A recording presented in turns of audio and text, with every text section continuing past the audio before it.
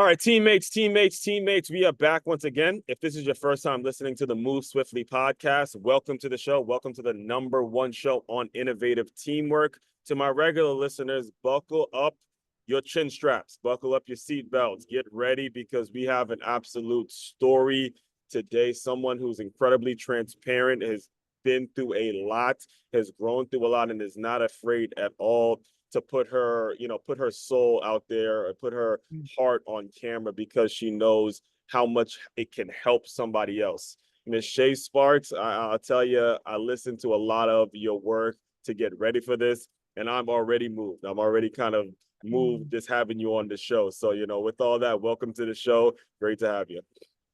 Aswan, thank you so much for having me. I'm honored to be here, and let's get this conversation started. Yeah, I mean, we could start from jump. You grew up again, a lot like I want to say it was like me, but you grew up in a household that was I want to say it was sort of confusing because there was a point where you said you were 11 years old and you started drinking. Now, Yeah. you being growing up in a Caribbean household, there was access to alcohol, and I know some Caribbean households who, my mother used to tell me, I was like, some people that can't keep alcohol in the house, but football kept me away from actually engaging in that stuff. But you were going through some things just from from that young age that made it so you felt like you were compelled to drink and you're trying to numb some things that were going on. So I'll let you kind of take it away, and then we'll kind of go from there to how you now fire started, books out, just absolutely killing the game, doing your thing. So the floor is yours. Wow. Well, that's a fun place to start. Yeah. So started drink. Well, the first time I shouldn't say started drinking. I got drunk for the first time at 11. And I used to sit on my dad's lap while he was drinking beer at night. So probably like, I don't know, between 4 and 5 maybe, and take sips out of his beer. So that's when I really fell in love with the taste of alcohol. Right. And it wasn't until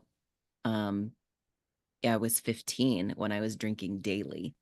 Right. But in the house that I grew up in was very sarcastic. It was confusing, like you mentioned. There was a lot of circumstances that was like, I think that's love, but it's really not. Right.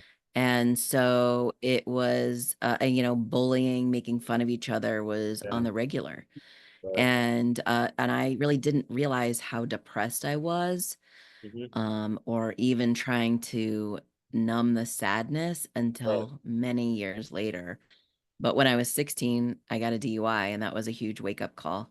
Right. And then it wasn't until I was 24 when I quit drinking altogether. So I've been sober for 25 years, but I'm only 29, so I don't really even know how math works. And Congrats. thank you. Last year I spent my full year sober, and the rewarding feeling that comes with Awesome. that, man, it's amazing and actually, Yeah.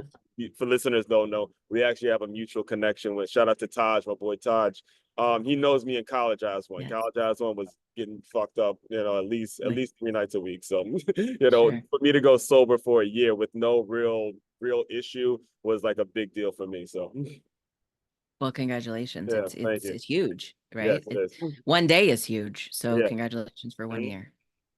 Yeah. So there were points that you were mentioning that really were hitting some serious triggers with me because as you were saying, my name was difficult to pronounce, and like you, I was teased a lot. What is this? Some ass swan? The whole thing. Now Yeah. again, football helped me cope with it because that's where I got my acceptance, and it didn't really matter what your name was as long as you're showing up, willing to work hard, and be a part of a team. But when that sport was taken away from me, I mean, when you're just not good enough to play anymore, that's where a lot of those lost feelings come into play.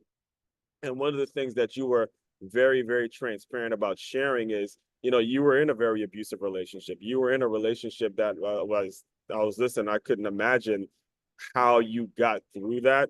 So I think it might be best to kind of go there after you Yep. were, again, you left, I think you said 16, you went to Yep. college, and then you moved back in with your dad or something like that. And then again, Yep. those feelings of a man, trying to develop those and those kinds of things. I'd love for you to just kind of clarify that for the audience, and then just show what you've actually been through and how you're just still chugging away, because people don't know. I mean, you look like a very strong, put together woman, but it comes from a really deep place. So Thank you.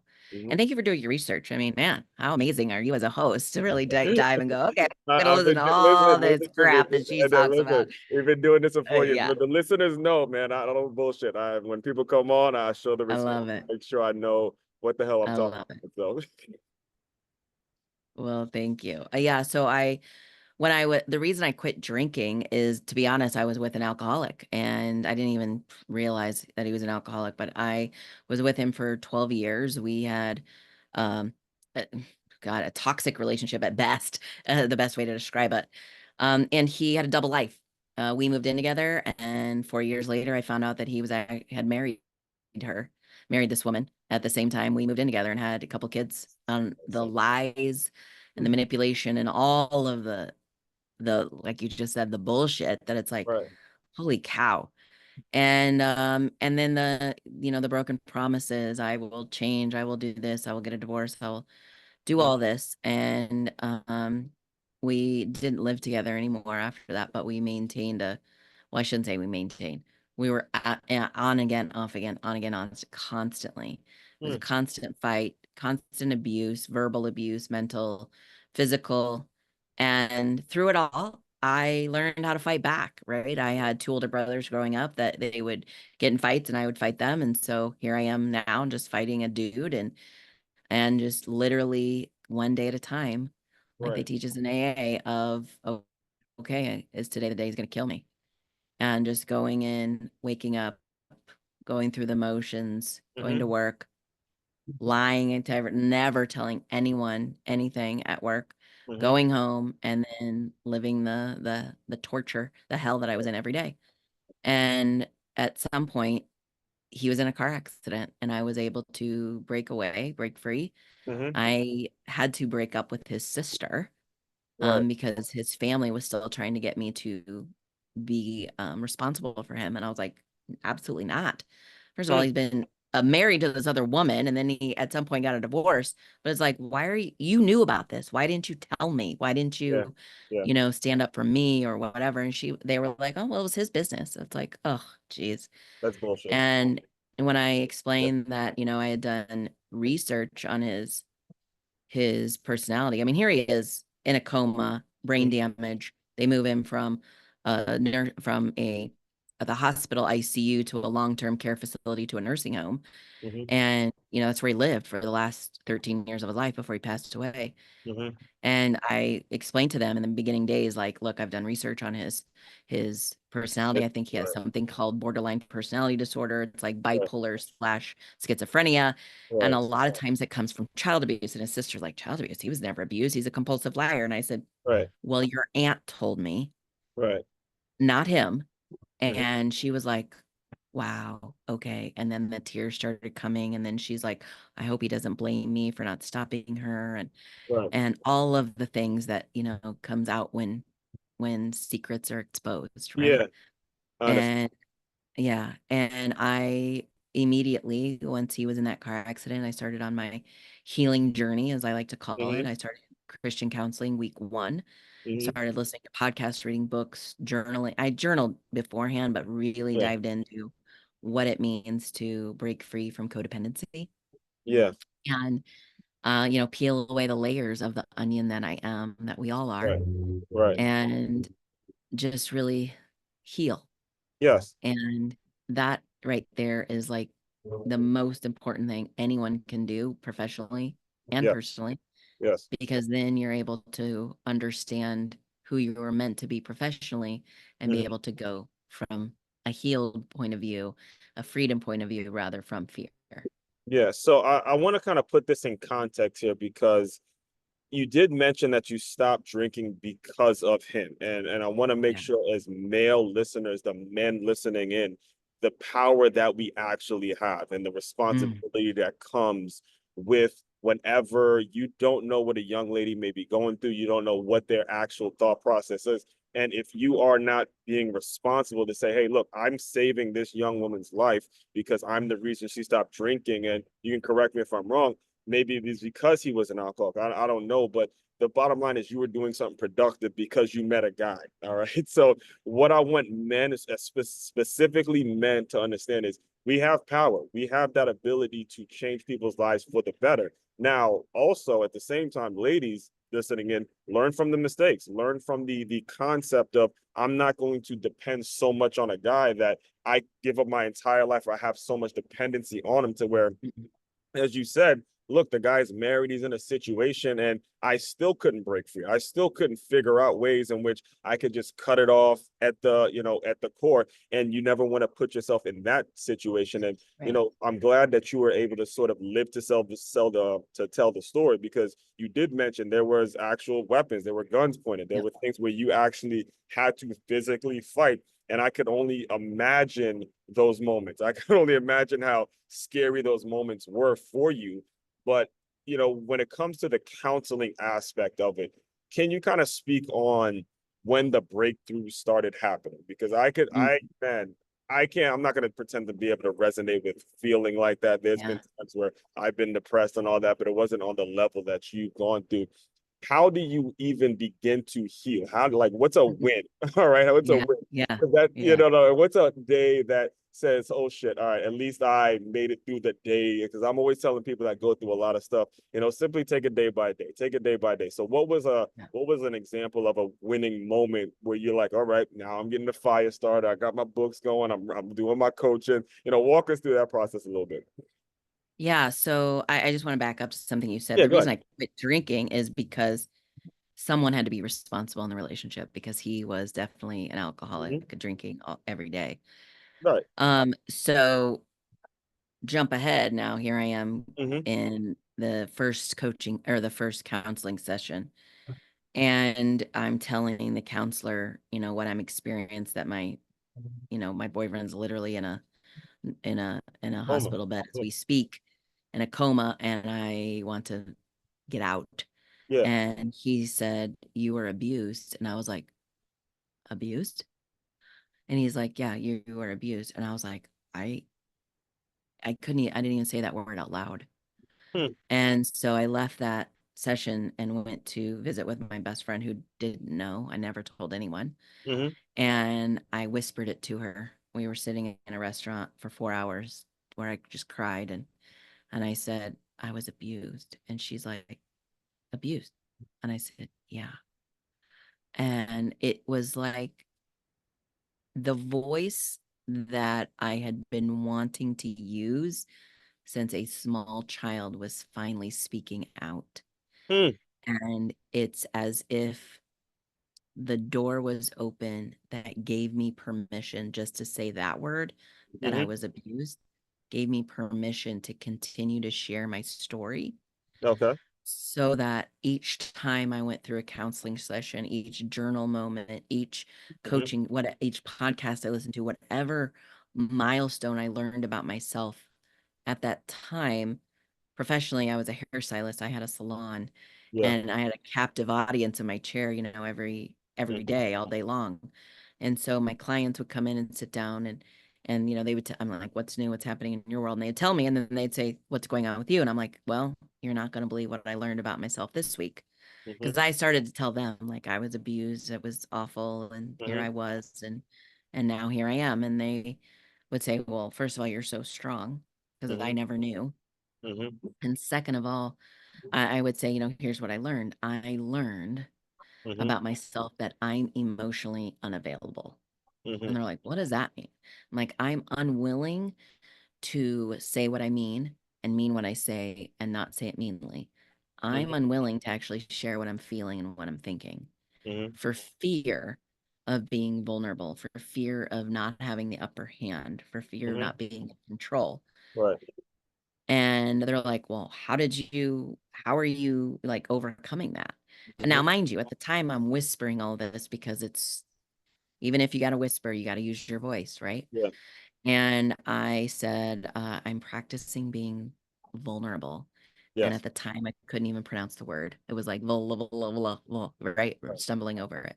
Right. And I said, and I started to shift the way I spoke to my dad, because Yeah. then I realized, oh, got it. This manipulation is very familiar. Mm-hmm. So then I started to ask my dad, Dad, are you asking me to do something? Are you trying to manipulate me into doing it? Mm-hmm. And he's like, what? Like he couldn't even pronounce the word manipulation like I could pronounce Mm-hmm. vulnerability. And he's like, I don't even know what that means. And so when I would share this with my hair clients, Mm-hmm. they would then go away 4 to 6 weeks, come back, and they're like, oh my gosh, because of what you said, that shifted my relationship with my team at work, my boss, my Right. kids, my spouse, my Yes. parents. Like, have you considered being a coach, writing a book, starting a podcast, being a motivational Right. speaker? And they started to speak life into me. Yes. And so you're talking maybe 4 months Mhm.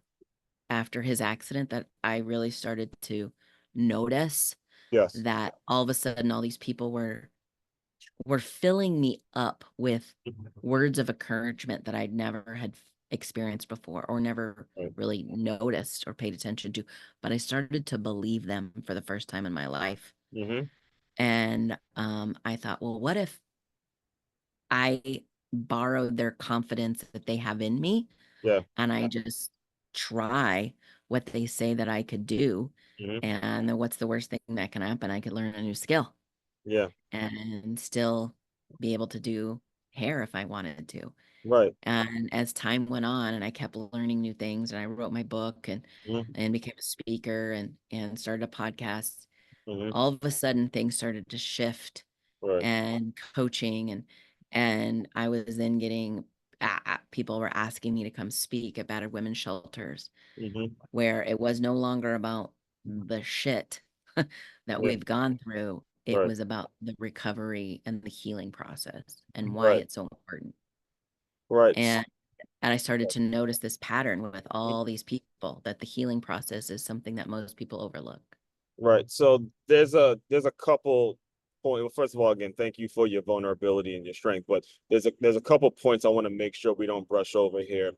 Number one, famous Jay-Z line, you cannot heal from what you don't reveal. All right, Mm, listeners, there's people who go through a amen. lot of shit, and you guys, again, are going through it. You don't stay in this world. You don't stay on this Move Swiftly podcast for any period of time if you're not ready to get healed and be vulnerable, because that's who I attract into this world.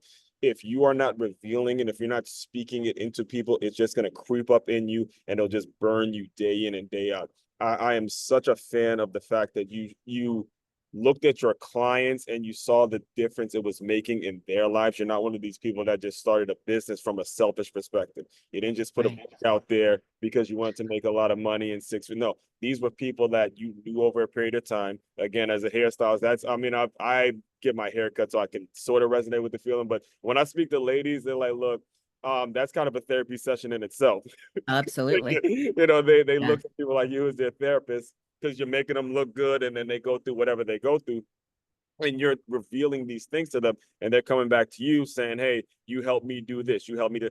That's what led her into coaching. You don't just put the stuff out there, you don't just become Right. a thought leader overnight. It's because people Right. are coming to you telling you these things. It's a feeling I can actually resonate with too, because again, when I first put my first book out, I was a trainer at 9 Run and I was a boxing Yeah. trainer, and these ladies were some of them were in your situation where they were getting physically abused by Yeah. their significant others, and just the process, Shay, of putting boxing gloves on them, Yep. I had no idea the kind of Yeah. change it was making in their lives. So that Yeah. feeling said, okay, let's put the book out. Let's start to speak more about these things. So make sure you reveal your shit. And it's not going to be easy, but listen, nothing worth having actually is going to be Mm, easy. And the next point that I want to make, or at least have you speak on, is when you put the book out, I think the what attracted me to what it is you do was the fact that you made an acronym with FIRE. mm, Everyone out there, they put the fire emojis out and all that stuff, but I have yet, and I consider myself a real strong acronym guy where I know a lot of different same. acronyms. I Yeah. would love you to walk me through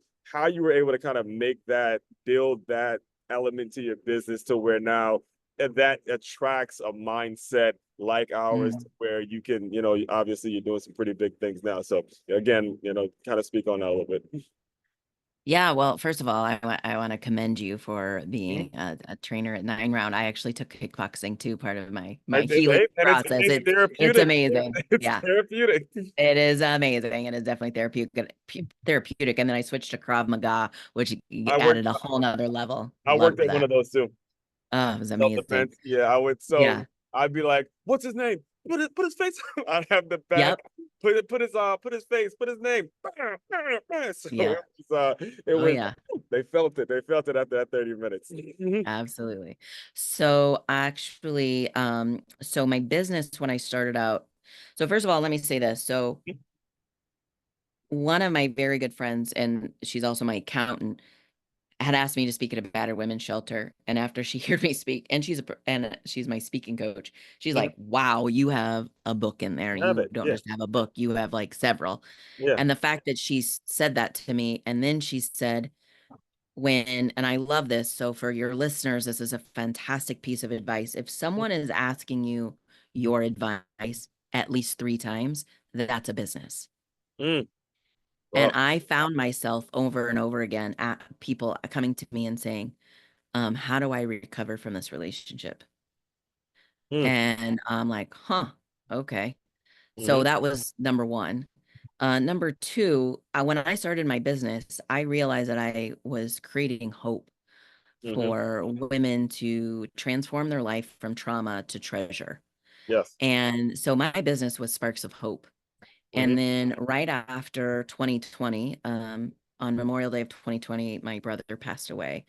And 2 weeks later was his service. And I was served with a cease and desist letter from a nonprofit asking me to stop with the Sparks of Hope name Really. because they had trademarked it. And I Oh. was like, wow, okay. And so Hmm. I said, okay, okay, God, I'm a very spiritual person and I pray and journal constantly. And I'm like, okay, God, what you gave me hope. So now what is it? If it's not hope, what is it? Mm-hmm. And I just went into prayer about it and out came, you are fearless, intentional, resilient, and enthusiastic. And I went, oh, okay, got it. So fire. Okay, there it is. Wow. I'm Sparks moved. of fire. Just And so we're clear, listeners, I made sure she did not tell me that until we started recording. So I'm I'm getting the revelation with you guys. You said fearless, intentional, resilient, and what was the E? Enthusiastic. enthusiastic. Enthusiastic. There it is, another one. I mean, I have a ton of acronyms, and you guys just have another one there. Wow. Yeah. Incredible. And I say enthusiastic, even though could be excited, Mhm. because I am the chief excitement officer. It's Yeah. what I've Yeah. deemed Oh, yeah. myself. That's another point too. She doesn't call Yeah. herself the CE, is the chief excitement officer, right? Yeah. And so when I started to write that down, like fearless intentional, I'm like, wait, this is what I help leaders do. First of all, I help people step into their leader role, right? Because I believe we all have a leadership role in us. Mm-hmm. And so how do we take it to the next level and really step into that fearless, intentional, resilient, and enthusiastic about life and Mm-hmm. business? And it really becomes around our language. What are Yeah. we saying to ourselves? Are we being fearless with our words to ourselves so Mm-hmm. that we can be fearless with our language to our team or our family, Right. right? Intentional, same thing. Be intentional with your word. Mm-hmm. And then resilient is making sure that we're acknowledging all the muck and the yuck that we've gone through Mm-hmm. so that when a risk comes up and the fear shows up again, we can be like, wait, I've gone through something worse than this. I Yeah. know I can make it through this next step. Right. So you've kind of already been mentioning something throughout throughout the entire conversation, and that is journaling. Yeah. Again, something that is very therapeutic, something I picked up on. Can you just speak on what journaling does for you, what it's done for you throughout this time, and how you've been able to use that to stay, like you said, resilient, stay enthusiastic, stay positive in the light of some really, really tough times? Absolutely. So I started journaling, gosh, probably 25 years ago, probably more than that now, maybe. 25 years of journaling. I can only imagine and do you keep them all? Like, Well, I did. I do have a lot. I've yeah, moved, so I did pack some up. But when I was with my ex, I would journal and he would find them and he would rip them up and throw them away and make sure there was no quote the fuck? The hell? unquote evidence against him. Yeah. Oh, And I'm like, wow. first of all, your name's not in there, but he didn't. And it was mostly about praying for him. It wasn't about like what he was Right. doing to me. It was mostly praying, but he didn't care. So, Right. but I my first book actually is called How to Get Your Voice Back. And what I realized is that journaling is a great way to do what I call a brain dump. Mm-hmm. And that is to get out all of the negative things that you are saying to yourself Mm-hmm. onto paper. It's a very mindful practice. Right. It helps with your neural pathways in your brain to go through your brain, down your arm, onto the pen, written, not a device. It's on the written, pen Mm-hmm. and paper, pencil, crayon, whatever, and releasing it onto the paper. Then Yeah. once you do that brain dump of all the negative things that you say about yourself, then I go through and say, I am no longer, Mm-hmm. and put that thing. And then I think about the person or people that I admire most, Right. Jesus, Oprah, Mm-hmm. our I was friend waiting for you to say, Taj. I was waiting for you to say her because Oprah was actually the one that, kind of confirmed the whole journaling thing for me too. So, Yeah. Whoever that look toward that inspires you, you write down their characteristic that is inspirational to you. hmm And then you write the two most powerful words in the English language is I am. hmm And because we are a mirror of what we see in others, we are already those things, but we right. don't recognize it. That's where the resilience comes in. That's where the acknowledgement comes in. And you write I am hmm in front of those positive characteristics. And I started to do this over and over and over again, and that process really kind of ingrained in my brain differently thoughts than what I was having before. hmm And then I started to project my goals out into the future as if they've already happened. hmm And I started to write I am, and then whatever the thing I wanted. hmm And I would do that over and over and over again for years. And then I got to the point where I'm like, okay, I'm done with this. And I just started writing them on a note card. I hung them into my office. hmm And when I moved 2.5 years ago, I was taking these note cards off my office wall, and I'm like I've achieved Yeah. all of the professional ones and Yeah. not even realizing, like, yep, that's done. That's done. I did that. I'm doing that. I'm doing that. hmm And it's profound when you take the time to be conscious of what your thoughts are, which Uh-huh. is what journaling really does, to where then you shift it because you make a decision to Yeah. think differently. Right. And then you make a different choice on how to act. hmm That is when you get different results. Right. And that to me was like the biggest equation of how to change my life and my situation Right. was changing, goes all the way back to my mindset and the thought process. Right. So if there was a person listening in, who would you say is sort of an ideal client, an ideal person for you to work with and, kind of lock arms to build your business? What's the person that you would love to serve the most of? The room full of those people would be who? Yeah. So high performance leaders who are in a some sort of mind loop of I'm not good enough. I can't make it to the next level. I'm stuck right here. Mm-hmm. I call it a hamster wheel because we think the same thought process over and over Right. and over again. Kind of like what I was doing when I was in an abusive relationship. It was a day in and day out. Here we go. I'm just going through the motions. Okay. I want new things, but I don't know how to get there. Yeah. So a high performance leader who's thinking that way and Uh-huh. doesn't know how to get out of it. Um, I do everything from, help people break through fear to hypnosis Mm-hmm. and releasing limiting beliefs Mm-hmm. so that you achieve not just the next level, but Right. above and beyond Mhm. anything you could possibly imagine. And what would you say? So, is there anything that you can share that may be a tactical way in which you're able to get them off their hamster wheel? What Yeah. is like one of the things I'm a big Tony Robbins guy. One of the things he had us do was do the fire walk and break patterns and all that kind of stuff. What's sort of the thing if they're listening in that you would do to help them break that pattern of I'm not good enough, I'm not ready, or the stuff that they go through because there's a lot of business owners that are exactly like you just described they don't know they don't know what they don't know. They just don't. Exactly. They're stuck. Exactly. Well, I'll tell you about one of my clients that I'm working with right Mhm. now. We were just having a conversation. He was telling me what had been going on.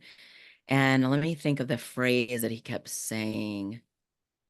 Uh, don't hold your breath. He said, Kept saying that. as he's talking, he's like, yeah, I'm holding my breath. And then he would say something else and he's like, yeah, I'm holding my breath. And I'm like, and he didn't even realize he was saying it. And I'm Hmm. like, hold on. Was there any a time in your life where someone told you don't hold your breath? And he's like, yeah, my mom used to say that to me all the time. I'm like, okay. So we went through a hypnosis Hmm. and he was able to pinpoint it to the exact moment when that first showed up in childhood. And, our childhood experiences shape our adult decisions. Yeah. So for us to go through the hypnosis and release it, he was like, it's like watching him go from this like heavy feeling looking to this light, enlightened and lightened up. His whole posture even shifted to, wow, you can see the physical difference Hmm. in just one session of releasing that one phrase that we don't even know we're saying, Because it that was where stuck he's in the like, wow, subconscious. yep. It's And he's stuck in like, the wow, subconscious. how Right. does it? He's like, I didn't even know I was saying it. Hmm. And then I'm like, yeah. And when we look back on, what does that mean to you now? He's like, nothing. It means absolutely nothing. Yeah, I don't hold my breath. Perfect. Yeah. Right. That is true. And the point about we all become a product, or we all have the thinking of what we were as children, that's another very important point to grasp, because parenting, I teach Yes. at a school now, and a lot of you guys don't really realize what you're doing to the kids, because it's coming, and I get it. You're trying to figure it out. But these kids are watching, man. They're watching, they're watching, they're watching, they're watching absolutely everything you do. So it's important that we do set a good example for the not, and you don't have to be fake with it. I'm not telling you to be, Right. but set a real example of you are constantly trying to do what you can do to just do right by them, do better than you had it. And I think that's an obligation for us as adults. So, with all Agreed. that being said, I do want to be very respectful of your time. Can you just kind of tell people how they can get in touch with you if they want to work with you? What's the best ways? Where do you sort of send people if they want to connect further? Absolutely. Thank you. Well, first of all, thank you so much for having me. You are an amazing host. I love what you're Thank you. doing. Thank you. I watch you on LinkedIn and it's just like, wow, look at him go. So I'm Yeah. so glad that we got connected through Yeah, this. and we have a I lot of can, mutual connections, by the way. I Got a know. small circle out here. Yeah, and it's just great to be with other like-minded people. Yes. First of all. Second of all, you can go to shasparks.com. That's SHASPARKS.com. Mhm. And you can connect with me on there. You can connect with me on all the social media, LinkedIn, Instagram, Facebook, YouTube. I would love to hear from any of your listeners if this resonated with them, if they're taking a nugget away and applying some wisdom in their own life. All right. So the final thing I do, Shay, to close out all the shows, and again, you won't be the first one if you do. Do not be afraid to get emotional here. It just happens. I want you to go back to your former self. You are struggling with alcohol. You're 16. You're getting a DUI. You're drunk. You're dating this guy. I mean, your mindset back then, before the 25 years, when you were not sober. I want you to pretend that young teenage girl, young 20-year-old girl has come into the Zoom room. You are who you are now. Give that young lady some words of encouragement, and we'll officially close. It takes 90 seconds of courage to use your voice and change your life. That's it. 90 seconds of courage. Wow. And you put a specific time frame to it. All it takes. And the reason I have people do that, just so you know, is because if you are that young girl and you are someone, it doesn't have to be a girl, a guy, whatever is going through that specific thing, take 90 seconds. Again, this is all organic conversation, guys. Take 90 seconds, exercise some courage. Take it to heart. These are real stories, real people, real situations that they're living through, and they're giving you the story so you can improve and get yourself out of whatever situation you need to get out of. It's on you to do it. All we can do is provide the stories and provide whatever it is we can do to help you. So you guys have to run through it. All right. All that being said, fellow teammates, continue to move swiftly. We will talk more soon.